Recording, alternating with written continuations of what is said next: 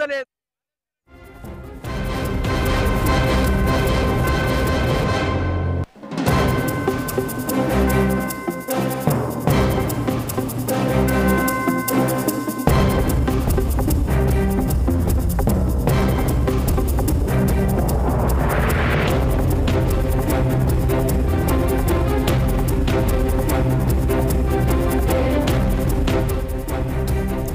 Right breaking news ఇస్తున్నాం. BRS party నుంచి కవిత suspension నేపథ్యంలో తెలంగాణ రాజకీయాలు హీట్ ఎక్కాయి.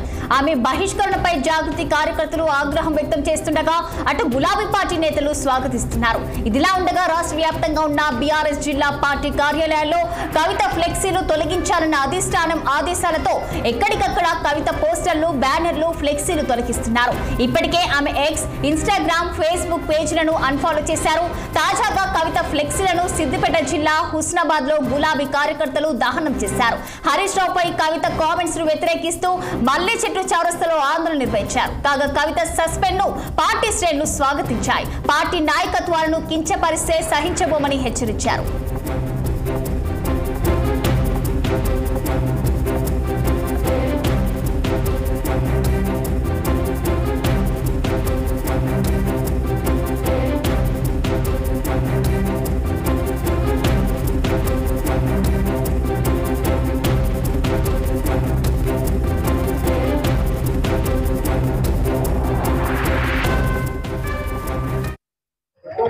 చేసిన ఈ నిరసనగా ఇవాళ కవితక్క దస్తబొమ్మ కాలవేయడం జరిగింది.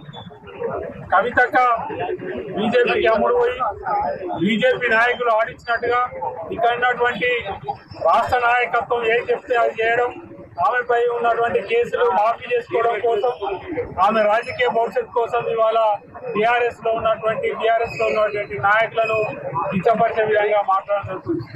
ఇన్ని రోజులు ఒక నాయకులను మాట్లాడితే కవిత ఇప్పటికైనా గుర్తుపెట్టుకో, మీ నాన్న గురించి కూడా మాట్లాడినట్టు ఉంటుంది. కాబట్టి పార్టీ అంటేనే కేసీఆర్ అంటేనే పార్టీ. కాబట్టి పార్టీని ఏ విధంగా మీరు కించపరిచే విధంగా మాట్లాడినా బీఆర్ఎస్ కార్యకర్తలు ఉపేక్షించారు. నిన్ను ఊర్లలో కూడా దిగనేయకుండా అడ్డుకుంటారని చెప్పి ఇది ఫస్ట్ వార్నింగ్గా పోయి అనుచిత వ్యాఖ్యలు చేసిన ఈ నిరసనగా ఇవాళ కవితక్క దస్తబొమ్మ కాలవేయడం జరిగింది.